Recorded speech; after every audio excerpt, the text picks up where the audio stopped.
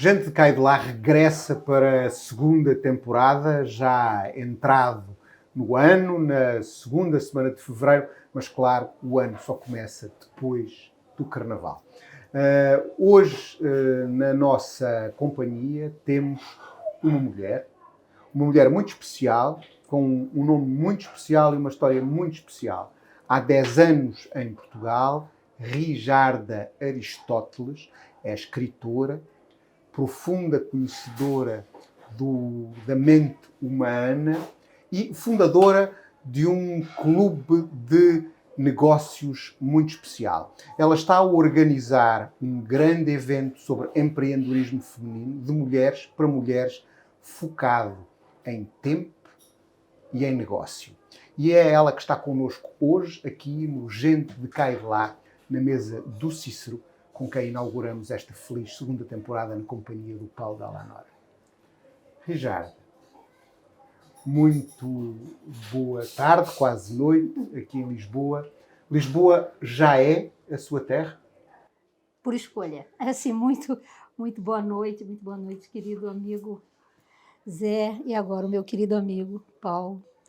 É um prazer muito grande inaugurar essa segunda temporada. Olha que honra e que responsabilidade. E sim, Lisboa é a minha cidade por escolha.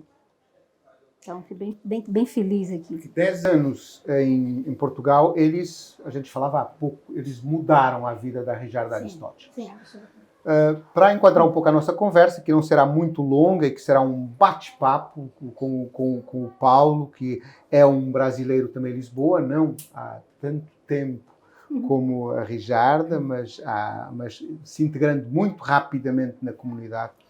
Rijarda, esses 10 anos, qual era a diferença principal nestes 10 anos em que você mora em Portugal para os dias de hoje? Muita coisa mudou. Muita coisa. Eu acho que o mundo vive o seu momento talvez mais complexo. O mundo está... os cenários que se apresentam hoje, né, em Europa principalmente, são cenários absolutamente complexos. Né? E essa complexidade acaba por se materializar nas próprias cidades. Né?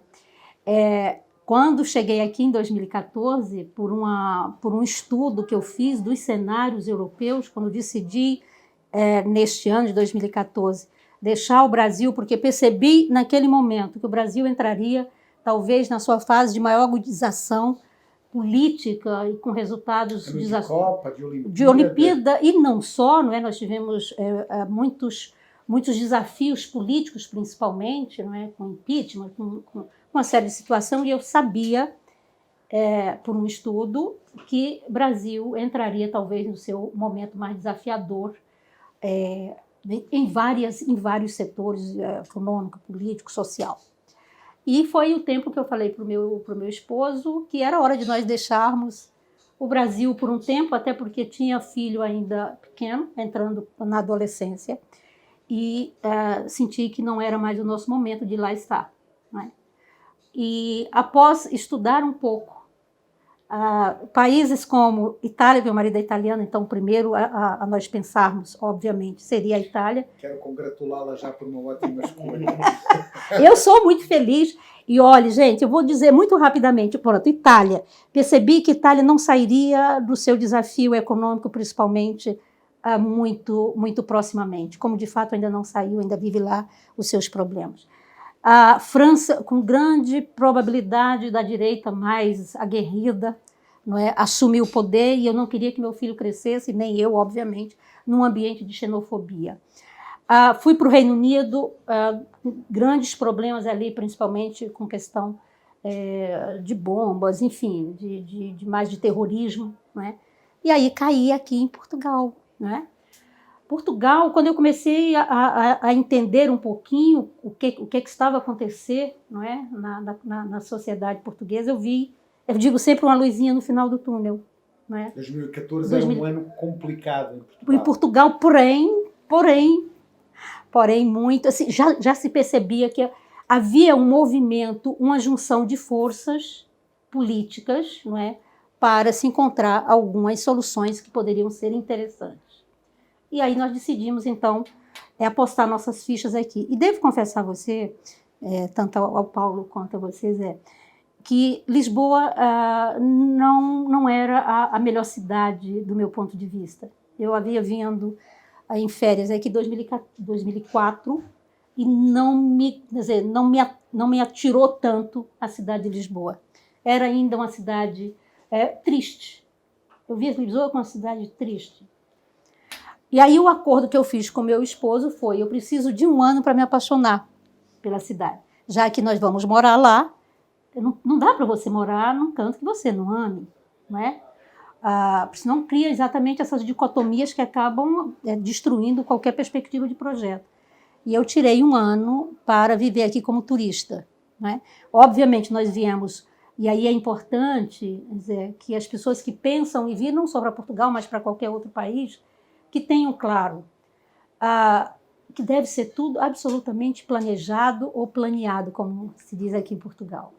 Na prática é a mesma coisa. Pois sim, exatamente, mas planeado, eu acho lindo planeado. Então, assim, deve ser tudo absolutamente planeado, planejado, feito de acordo com a sua perspectiva de vida. Foi o que nós fizemos. Então, nós falamos isso em janeiro de 2014, setembro de 2014, eu já estava aqui, já com o meu doutoramento, já com filho em escola, já com tudo, com casa já definida durante 1 ano, já tudo muito bem organizado. Esse é um conselho que você dá aos brasileiros que queiram vir, mas eu tenho que lhe dizer que a Rijarda não respondeu à minha pergunta. Então. A pergunta era, embora seja muito importante nós percebermos o enquadramento, a pergunta é: o que mudou? Então. O que sente de diferente hoje? Porque esses 10 anos recua 2004, e em 2004 nós temos o fenómeno Scolari, que é um fenómeno muito importante para Portugal, que é um brasileiro introduzir amor próprio a Portugal. Isso é um fenómeno que é uma das pedras-chave, um dos marcos deste fenómeno de chegar ao Brasil. Mas eu gostava que falasse do papel dos brasileiros que era em 2014 e que é hoje na sociedade portuguesa. Pronto, ótimo, obrigado por você lembrar. Às vezes falha a memória quando você já tem 60, né? Então tá tudo bem, perdão. Mas ainda bem que tem amigos assim que chamam. Claro que mudou muita coisa, né? E mudou. Por que mudou Portugal? Porque mudou também a situação dos países onde, acabam por gerar levas de imigrantes, não é? Então, por exemplo, o Brasil viveu, como eu dizia, os seus desafios. Foram desafios muito severos no Brasil. Isso fez com que uma parte considerável de brasileiros viesse para cá, mudasse, não é? E o que é muito interessante, que eu percebo como talvez mudança que ainda continua a acontecer, é que a qualidade dos brasileiros, estou falando especificamente dos brasileiros, mas nós podemos até isso fazer para outras nacionalidades. A qualidade dos brasileiros também é muito interessante se perceber como uma alteração de quem veio para Portugal. E isso acaba por interferir de uma maneira que eu reputo positiva no próprio Portugal. Por quê? Porque começa a entrar aqui recursos econômicos muito interessantes, não é? Então, nós temos uma leva não mais daquele que vinha para fazer determinados tipos de serviços que os portugueses não gostavam de fazer, por exemplo. Hoje, a partir dessa minha vinda, que eu percebo, 2014, começa a vir um outro tipo de brasileiro. O que é que estará na origem disso? São só os problemas no Brasil ou é também uma transformação de Portugal? Que é também ocasionada pela vinda desses estrangeiros. É importante que se diga isso, porque senão fica sempre a parecer que o estrangeiro que aqui chega é o estrangeiro que vem para sugar, que vem para tirar. Não, é isso que eu quero chamar a atenção. A qualidade, e eu falo específico do brasileiro agora, não é, dos brasileiros, a qualidade desses profissionais, desses empresários que vêm para aqui, para Portugal, eles acabam interferindo positivamente na economia portuguesa. Então é importante que Portugal perceba isso, que não é mais aquele que vem aqui bater a porta e pedir pelo amor de Deus para ficar. Nós, inclusive, estamos alterando até comportamentos em Portugal, não é?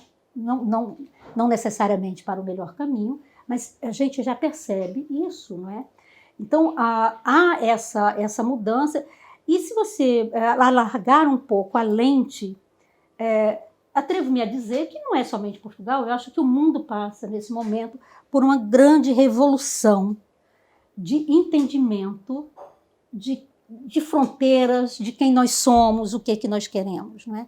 Então, essa complexidade hoje que nós chamamos a atenção para o mundo e que se reflete, por exemplo, no mundo dos negócios, no mundo do trabalho, no mundo político, não é? É resultado até dessas ondas, dessas correntes migratórias que acabam por interferir. Por exemplo, você vê hoje, nos Estados Unidos, a principal bandeira de Trump, qual é? É voltar a construir o bendito... É imigração. A bandeira dele, e vai dizer, eu boto todo mundo para fora.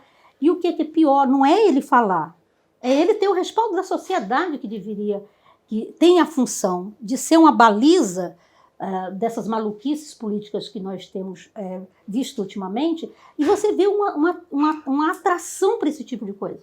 Então, isso seguramente vai ocasionar e ocasiona algumas situações, não é, bem interessantes. Eu li esse ponto que você está colocando, é muito interessante, Jada, principalmente para a comunidade, obviamente, brasileira que está aqui, né? Os 700 mil que estão aqui, que obviamente sofrem na pele ou vivem na pele, né?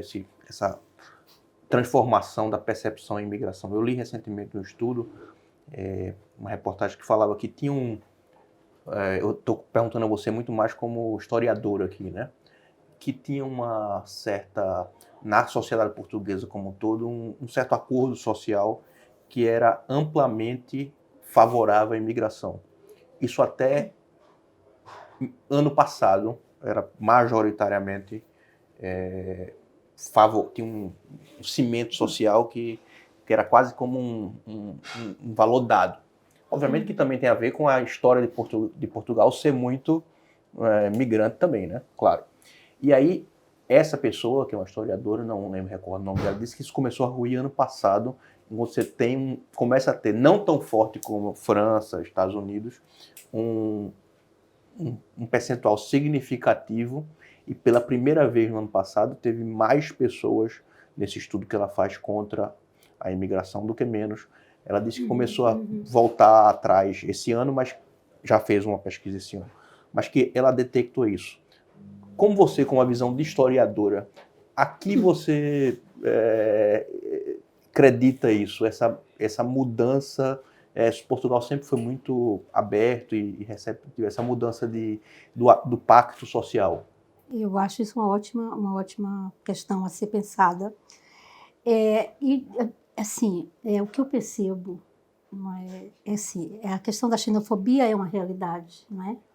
Em Portugal, e não só em Portugal. Portugal é muito sério a questão da xenofobia. Por isso que eu chamei a atenção para esse aspecto da qualidade do que vem, não é? E quando você fala em xenofobia, e não é de agora, bem de antes, né? Nós tivemos levas e levas aqui de imigração brasileira. E aí, quando você localiza na questão da mulher, ainda é muito mais sério. Quer dizer, o estereótipo que é criado, social, em cima da brasileira, é algo que não é só daqui, mas daqui é de uma maneira absolutamente forte, talvez até pela nossa história comum, não é? Mas é muito forte, ok? Então, assim, hoje em dia eu acho que que eu falo dessa complexidade do mundo. Isso não está somente em Portugal, essa questão da xenofobia, do diferente botar para lá, não é? De afastar quem não é o igual, quem não pensa igual, quem não reza igual, não é? Isso é muito sério. E isso seguramente vai ter uma ação decisiva do que será o nosso mundo daqui para frente. Deixa eu te provocar. Assim, na verdade, isso sempre foi assim. Hoje, pela primeira vez, a gente pode virar essa intolerância em necessidade de tolerância, porque pela primeira vez nunca Portugal teve 700 mil outros nacionais morando aqui e tendo dinheiro, sendo donos, não sendo empregados. Então, essa intolerância que antes existiu, ela hoje tem que se transformar em tolerância, mas há sempre resistência. Eu queria ver como é que você, sendo mulher e entendendo isso, vê hoje como é que a sociedade portuguesa pode definir e pode se comportar e até ser um ser um exemplo para que outras sociedades, na resolução desse problema, que não é um problema, é uma qualidade da vida, a mobilidade global. Sim. É uma boa provocação, caríssimo. Mas o que eu te digo é assim, isso sempre, pronto, se a gente dissesse, na história sempre teve isso, não é? O que eu percebo de grande diferença hoje é que nunca se chegou a um nível tão alto de intolerância, ok? Antes... com os estrangeiros ou com as mulheres? Com os estrangeiros e com as mulheres em particular, não é? Nós temos, assim, de agressões físicas, não é? Recentemente teve um caso lá no norte, com uma brasileira que foi agredida, enfim. O que eu acredito mesmo? Que isso é algo que tem que ser tratado de uma maneira absolutamente adulta, não é? De ambos os lados. Porque o que acontece? Muitas vezes o brasileiro, ou brasileira, ou quem quer que seja, chega no país e não tem o mínimo cuidado. O estrangeiro. O estrangeiro. O estrangeiro, que é um nome que eu não gosto muito, mas que eu vou aceitar. Vamos, você deixa? Ótimo do Camus. Eu sei, mas eu não gosto da palavra. O estrangeiro é algo que afasta. Então, assim, o que eu acredito mesmo é que quando você se decide a ir para um país ou para um lugar, você tem que aprender você está entrando na casa do outro, cara. Peraí, vamos com calma. Porque na hora que eu entro na tua casa, eu tenho que seguir as regras da tua casa. É simples assim. Pisa leve, não é? Então, nós temos que, por exemplo, quando eu disse que eu vim para cá, eu tirei 1 ano para aprender, eu investi 1 ano da minha vida, dinheiro, para viver aqui. Mas nem todos podem. Pois sim, eu sei, mas pode fazer o quê? Entender que eu estou entrando na casa do outro. Então, que eu posso deixar a minha expectativa, percebe, baixada. Entender que eu estou ali para me relacionar, não é? É tanto assim que essa questão da culturalidade, talvez é sobre isso que a gente deva falar, é a interculturalidade, é de lá e de cá e único, não é? Gente de lá e de cá, único. Então, a gente tem que pensar que o estrangeiro, quando chega aqui, aproveitando o nome que o Zé trouxe, o estrangeiro, quando chega aqui, ele chega na casa do outro, ok? Mas pode contribuir muito com esse outro, que é o que está acontecendo aqui. Não é? Agora, na hora que o nacional, o autóctono, ele percebe que eu posso tirar alguma coisa que é dele, é claro que é uma reação. Não é? Claro que é uma reação. E aí, se não há uma confluência de interesses, e aí o Estado receptor, ele tem que preparar. Tem que preparar quem chega e quem recebe para isso. Não o Estado emissor, só o Estado receptor? O emissor é mais complexo, né? Quer dizer, como é que você vai... Porque você não antecipa, né? Não antecipa, é mais complexo. Eu acho que isso é uma coisa mais de quem não recebe. São dois estranhos, Portugal e o Brasil. Não, mas talvez seja você ter que ter programas. Eu recentemente falei isso com uma pessoa do governo brasileiro, que o governo brasileiro podia ajudar o governo português de fazer programa de capacitação dos brasileiros que aqui estão, usando estruturas que não são governamentais, mas que são, de certa forma, recebem contribuições de indústria, SESI, SESC, etc., que estão aqui. Essas entidades poderiam, junto com o governo português, capacitar essas pessoas. Porque capacitar lá é muito difícil, porque você não tem antecipação. Você não vai fazer um programa tipo... Um governo não pode fazer um programa no Brasil. Vamos preparar o brasileiro para ir embora. Politicamente é um... do pé. Fazer aqui. Aqui, mas pode ser em conjunto, os dois governos, fazendo aqui, né? Então, vamos pegar os nossos nacionais que estão aqui, vamos fazer treinamento, capacitação dos que estão aqui. O governo brasileiro pode, inclusive, financiar isso, porque é do interesse do Brasil que os brasileiros que aqui estão sejam qualificados para ter melhores salários, até porque eles enviam dinheiro, podem enviar dinheiro no Brasil, né? Então, os dois governos, eu posso dizer que a responsabilidade é do território que a pessoa está, mas o governo brasileiro pode ajudar nisso, aqui, né? Pode, mas não acredito que seja uma política de governo isso. E te falo assim, por quê? Porque um dos grandes problemas, e não é só do Brasil, mas de Portugal e do mundo, é essa questão toda das levas, das correntes migratórias, é a questão da diáspora. Hoje nós temos brasileiros computados, ou seja, em números, 5 milhões de brasileiros fora do Brasil. entende? Que Eu está... falo como português, exatamente É o mesmo número daqui. Agora, quando tu pega proporcionalmente, Diferença. é 1/3 da população de Portugal está fora. Do Brasil não tem expressão. Entendeu? Então, isso é muito sério. Então, assim, o que é, e aí o clube é parceiro de uma instituição aqui de Portugal, a AEP, para essa questão da migração. Né? Porque tem muita gente fazendo dinheiro, ganhando dinheiro fora dos países. E não é interesse de país nenhum fazer isso. Eles querem que traga o dinheiro para o local. Né? Então, assim, são essas complexidades das relações que estão a acontecer hoje no mundo e que eu acho que dá muita coisa para a gente pensar, dá muitos estudos a serem feitos, não é? Mas eu acho que nós já estamos... Não. Nós estamos chegando ao assunto dos negócios, estamos chegando ao assunto do Connect, e que nesses 14 anos de Portugal e nesta visão muito esclarecida sobre o mundo e sobre o sítio onde está e sobre, quer se goste ou não da palavra, de se ser estrangeiro. Eu também sou estrangeiro porque vivo metade da vida no Brasil e eu não me desagrada ser estrangeiro porque sei que serei melhor compreendido se eu não quiser ser o que não sou.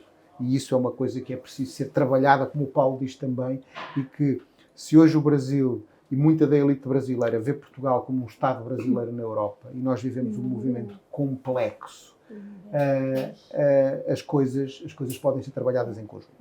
Mas talvez seja complexo de país pequeno e de ser português. Mas vamos ao país pequeno que acolhe tantos brasileiros e que vai ter no início de março um evento muito relevante, porque é um evento de mulheres feito com a AEP, feito na maior sala de recepções de indústria e de comércio em Lisboa e que tem mulheres de todo o mundo.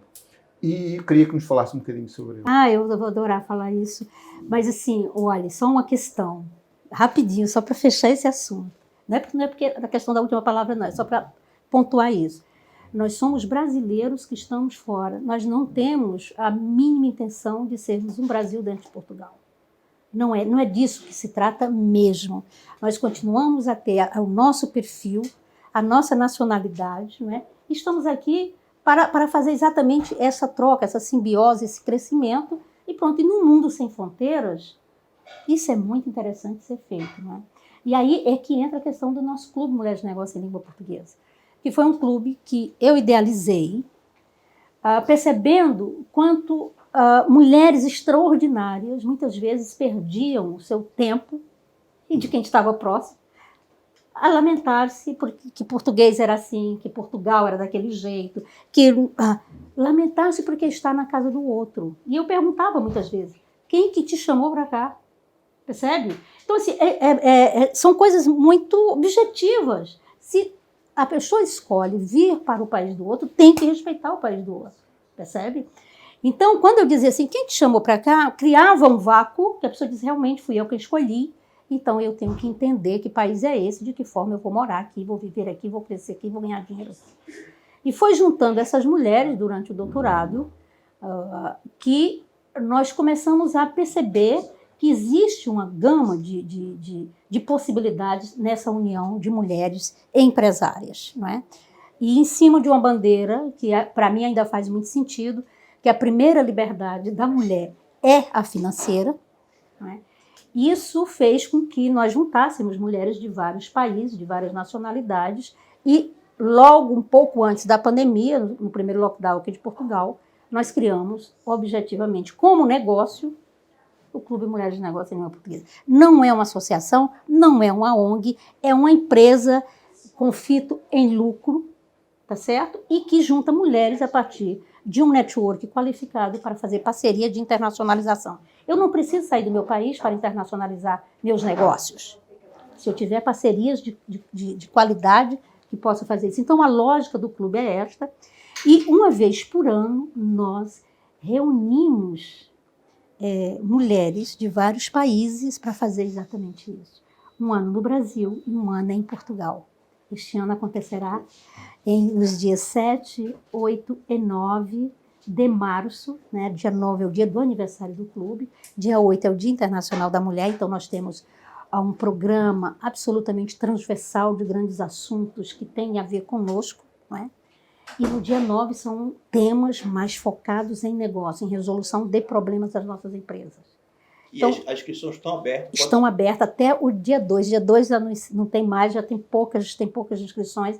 O nosso clube ele não trabalha quantidade, o nosso clube é muito focado em qualidade, porque nos interessa este network de qualidade.